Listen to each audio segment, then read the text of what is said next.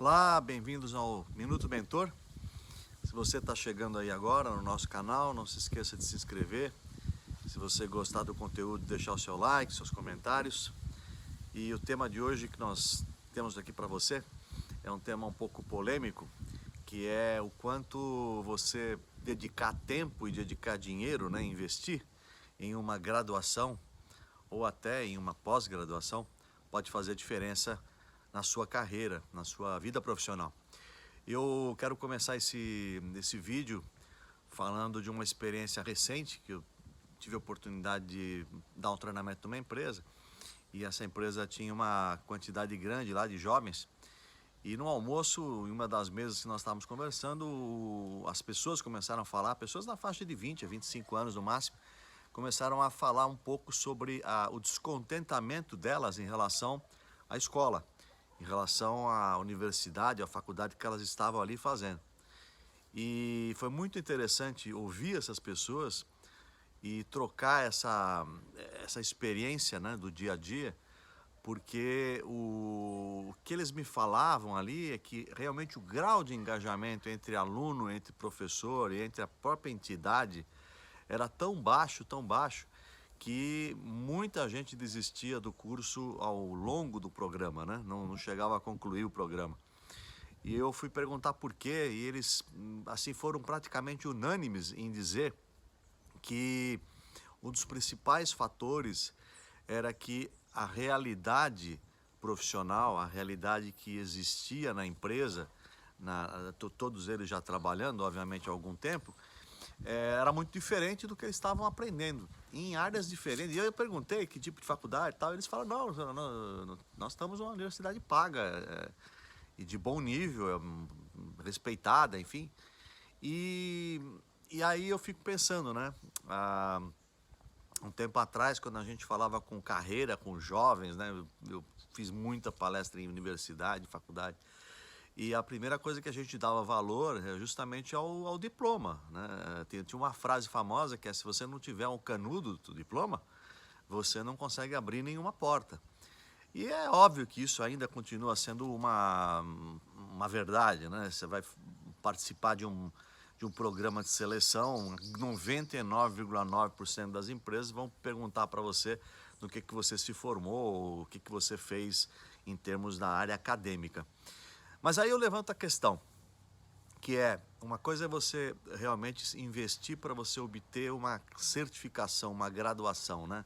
Você possuir um diploma, você ser registrado, se você for um psicólogo, se você for um engenheiro, um arquiteto, enfim, um médico, né? Os registros aí legais que a carreira exige.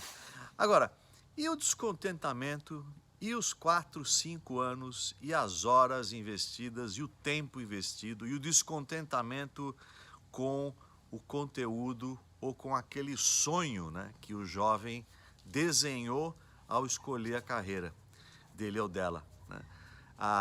Poxa, eu quero ser um arquiteto, eu quero ser um psicólogo, eu quero ser um matemático, um físico.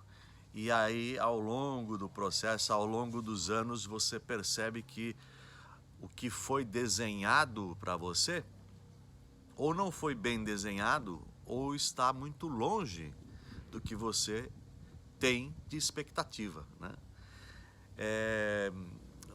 Hoje é muito natural você ter a mudança de carreira, né? Então as pessoas fazem, principalmente a geração Y, né, que vem aqui, e a geração Z também está na mesma onda, de você ter a mudança. O camarada começa numa área, não gosta, às vezes até ele termina para não perder o investimento inicial, e depois ele vai para uma outra área. E isso também tem muito a ver com a idade, né? A idade de entrada nas universidades e nas faculdades, ela é bem baixa, né? Então você vê aí o pessoal com 16, 17 anos, às vezes 18 anos, dependendo lá daquela questão toda de idade, né, de data de nascimento, enfim, você consegue acabar entrando numa universidade e começar a fazer um curso, começar a trilhar uma carreira. Poxa vida, e isso é será que isso é uma característica nossa? Será que isso é um problema nosso? Eu diria que não. Eu tenho conversado sobre isso, é um tema que eu adoro, né? A parte de educação. E eu tenho conversado com pessoas fora do Brasil que também sinalizam o mesmo problema, essa desmotivação do aluno, o aluno não está engajado, o aluno não querer ter aquela conversa ou receber aquele conteúdo. E aí eu fico pensando, né? Olha que interessante, se fala muito, e no governo a gente ouve isso todos os dias, se fala muito no sistema de ensino, né? Então, o que se desenha é o sistema de ensino. E dentro dessa caixa do sistema de ensino, você vai desenhar o que você acha que as pessoas deveriam aprender, na quantidade horária que você acha que as pessoas deveriam receber, no nível de profundidade que você acha que as pessoas deveriam deter, né? Mas é interessante, por que se aborda o método de ensino, por que se aborda a forma de ensino e não se aborda o método de aprendizado? São coisas muito diferentes, né? Muito diferentes. E é fácil da gente poder perceber um pouco isso. Eu tenho aqui um exercício para você.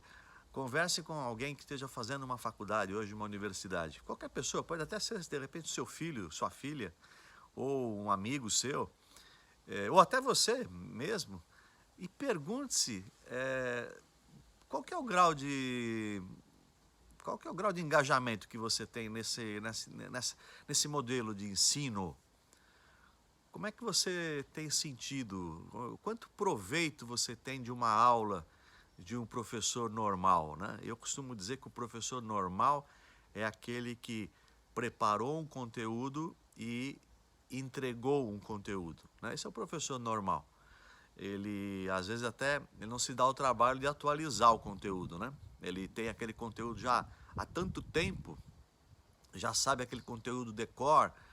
O conteúdo, às vezes, está já numa apostila, num livro ou numa apresentação, num PowerPoint. Então, por que eu tenho que mudar, né? Será que mudou? Será que mudaram as leis da física? Será que mudaram os preceitos de psicologia? Os preceitos de economia, de administração? Então, por que mudar, né? Sempre foi assim, as pessoas sempre se formaram assim. E aí a questão é, poxa vida, será que isso faz sentido? Nós olharmos para um modelo que é um modelo de ensinar, né? Ensinar significa eu transfiro algo de uma pessoa para outra, no modo que aquela pessoa pensou, no modo que aquela pessoa desenhou, no modo que ela interpretou. Ou será que eu faço uma coisa um pouco diferente e eu trabalho com o aprendizado, o canal de aprendizado? Isso significa como é que esse conteúdo vai ser recebido por pessoas que possuem canais de aprendizagem, de aprendizado, totalmente diversos, totalmente diferentes. Eu vou explicar.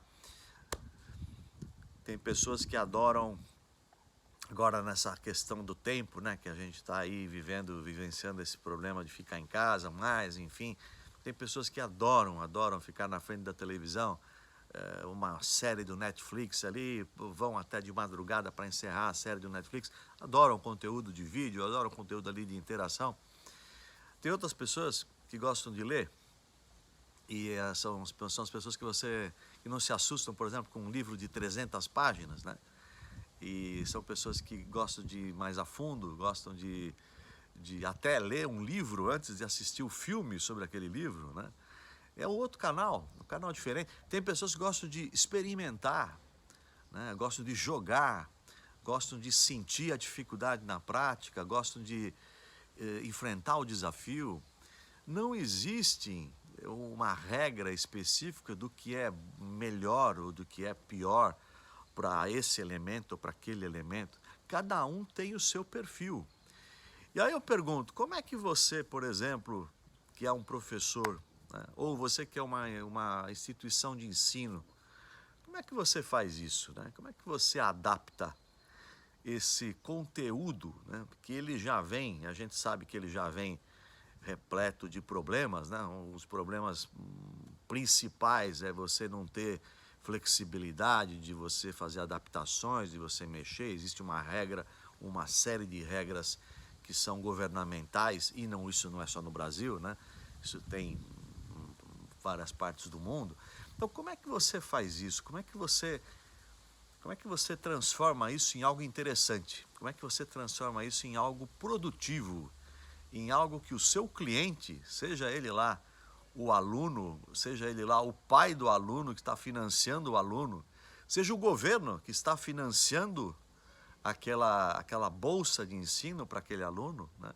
Como é que você garante, seja a sociedade que vai ter esse aluno como um profissional daqui a alguns anos, ou uma pessoa, por exemplo, fazendo projetos de engenharia, uma pessoa atendendo pacientes, uma pessoa projetando alguma coisa, administrando um negócio, empreendendo em alguma coisa. Gente, olha a importância que é pensarmos um pouco fora da caixa.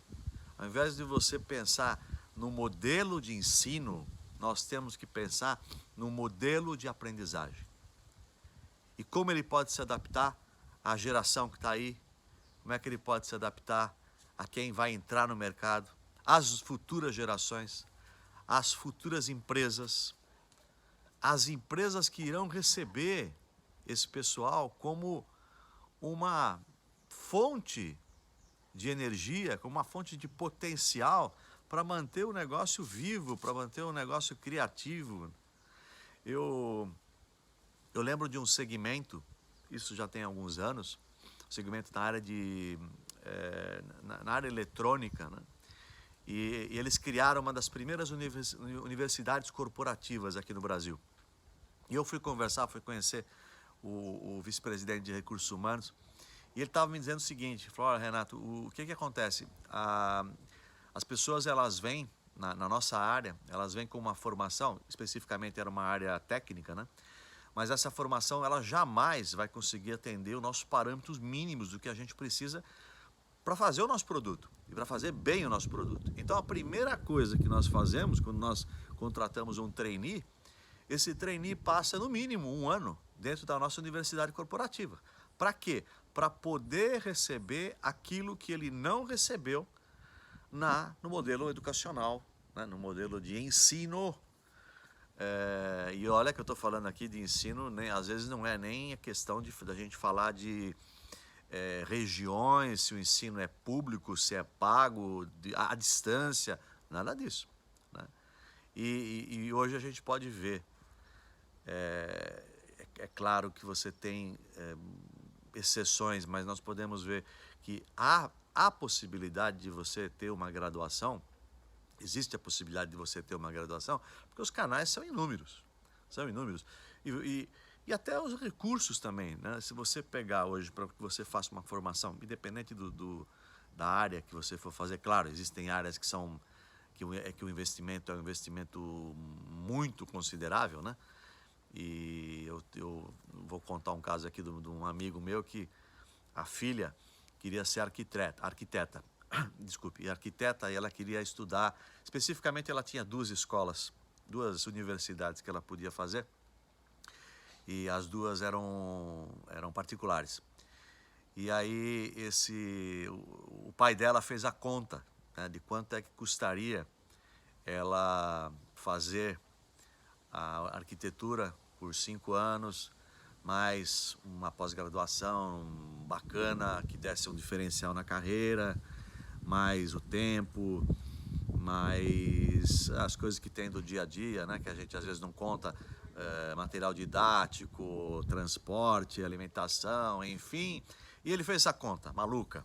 E ao final da conta ele falou assim para mim: Renato, poxa, olha, deu vontade de falar para ela: olha, tá aqui o dinheiro que eu vou investir, tá aqui o montante que eu vou investir.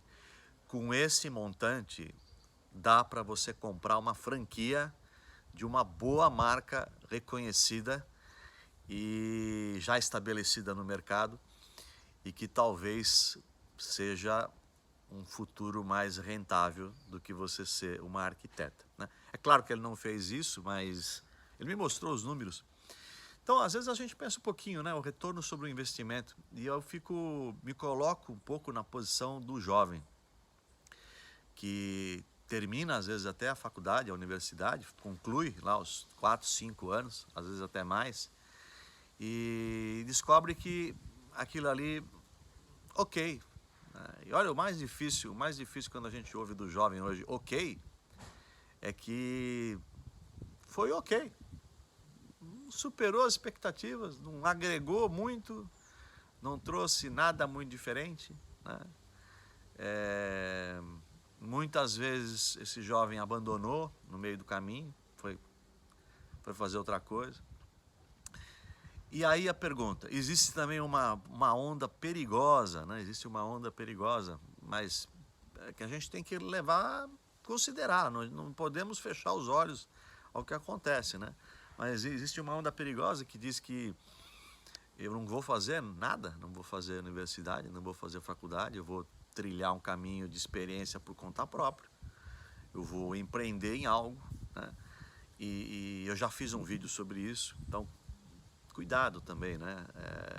A gente está criticando aqui o modelo educacional, mas, poxa, não fazer nada também eu acho que é uma opção que não existe, nem que você crie sua própria graduação, escolha lá Aliás, isso é muito interessante, né?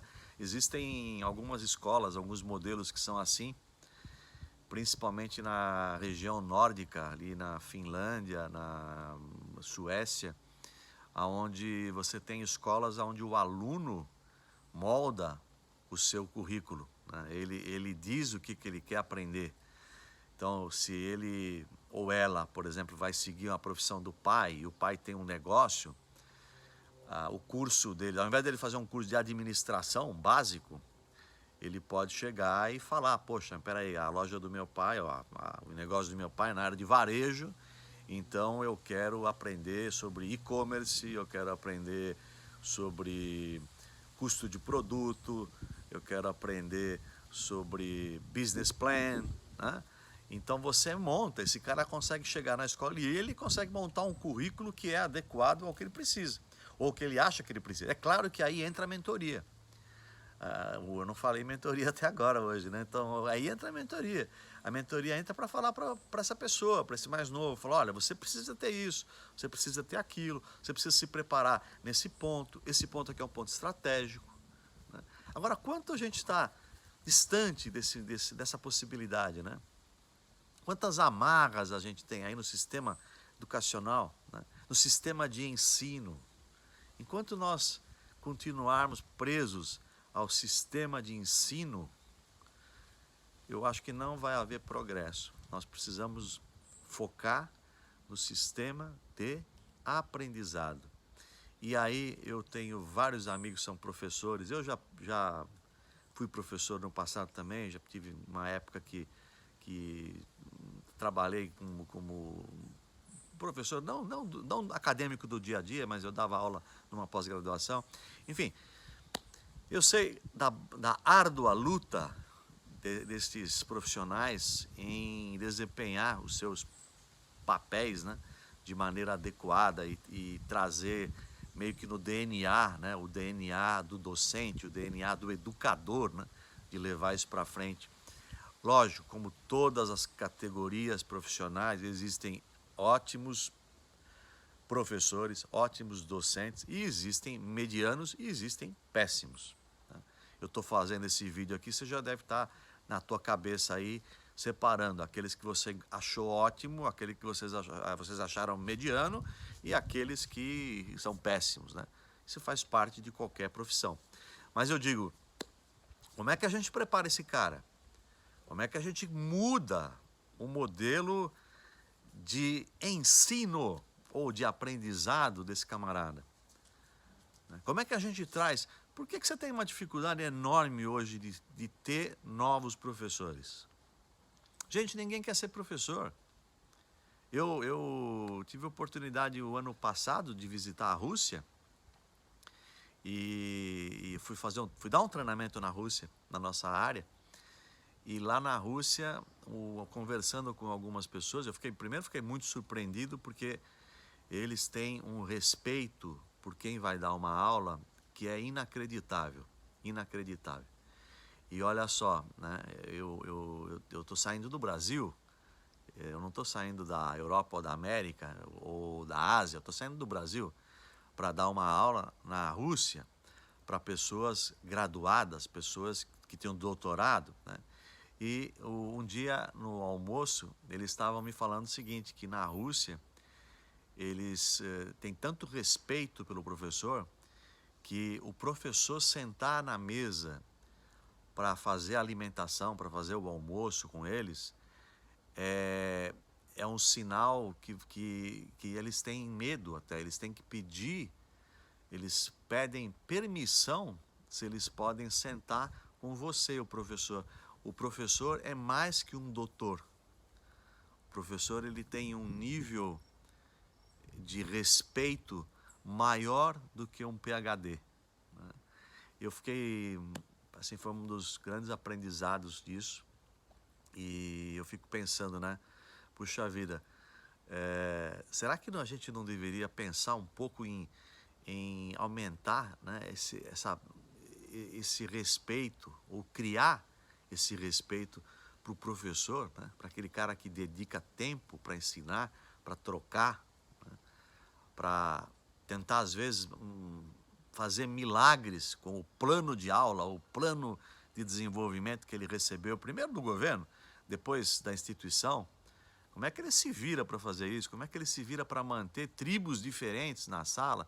Como é que ele se vira para manter diversidade cultural na sala, diversidade religiosa, né? Gente, é um desafio enorme. E aí existe o lado também que é muito triste, quando você vai olhar o quanto o nosso professor é valorizado, o quanto ele recebe, gente. Não faz muito sentido.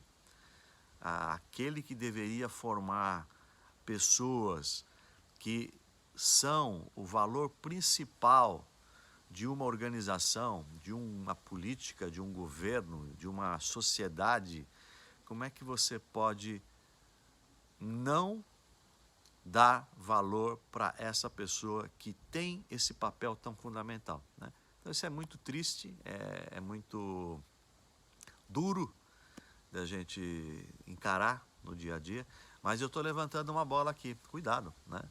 Gerações que estão vindo, geração Y, geração Z já chegando forte aí, esse pessoal não vai querer continuar com a mesma forma. E aí o que nós vamos ver são os nossos índices, né? Que é muito comum, aparece na mídia, o Brasil foi classificado na prova de matemática, ou foi classificado no nível de presença em sala de aula XYZ. Gente, você pode colocar o sistema de classificação que você quiser, você pode mostrar o sistema feito nos Estados Unidos, na China, na Alemanha. Não tem como você mudar esses números se você não muda o modus de operação, se você não muda o conceito. Ao invés de focar no modelo de ensino, a gente tem que focar no modelo de aprendizado. Esse foi o nosso Minuto Mentor de hoje. Eu quero repetir aí, não se esqueça, se você chegou, se você gostou disso, dê aí o seu like. Se você quiser fazer um comentário também, por favor. Se você quiser receber as notificações, o sininho. Nós temos também os programas de mentoria, a gente está sempre fazendo um programa, pelo menos um programa por mês, agora sempre ao vivo, à distância, né? Online, ao vivo e à distância. Então, é só você entrar no nosso site, no creativelearning.com.br ou no minutomentor.com.br e lá você encontra as informações. Eu espero encontrar você em um dos nossos programas. Tá legal? Foi bom estar aqui com você hoje e até a próxima. Tchau, tchau.